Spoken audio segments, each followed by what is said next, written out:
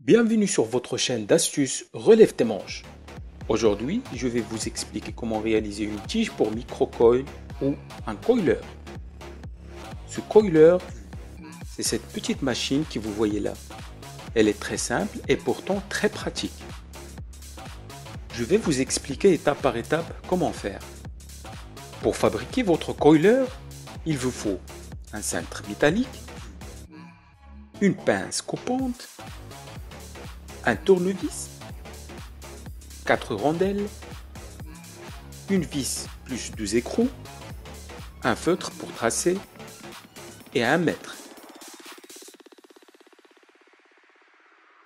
On va couper la partie qu'on va utiliser. Ensuite, on va prendre des mesures pour nous aider dans le pliage par la suite.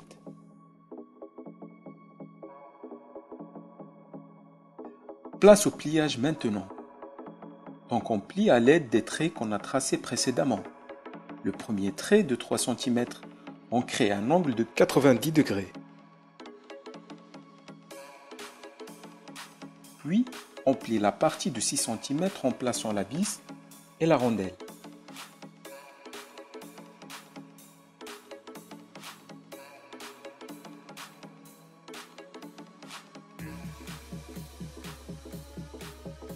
Là, il faut placer la tige autour de la vis. Ensuite, on place la deuxième rondelle et on serre l'ensemble à l'aide d'un tournevis et d'une pince.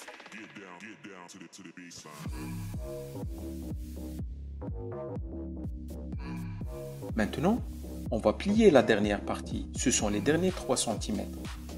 Comme pour le premier pli, on va créer un angle de 90 degrés. Et voilà, c'est fait. C'est facile.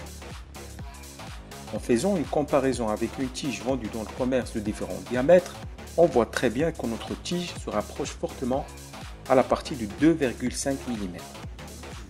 Donc notre tige est réussie avec 3 fois rien et en quelques minutes. Pour terminer, on fixe l'écrou et les 2 rondelles qui vont nous être utiles pour maintenir le fil. Et voici le travail fait. Enfin, on passe à la réalisation de notre micro-coil. On serre le nichrome entre les 2 rondelles.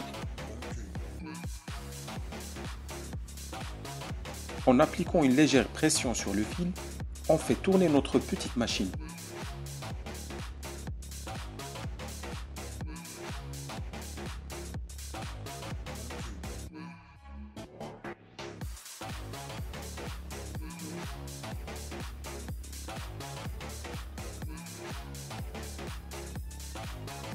Et voilà, le tour est joué.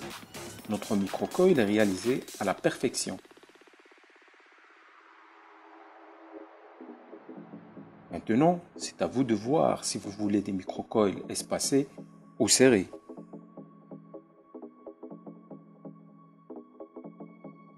Merci d'avoir regardé ma vidéo. Je vous donne rendez-vous pour d'autres vidéos.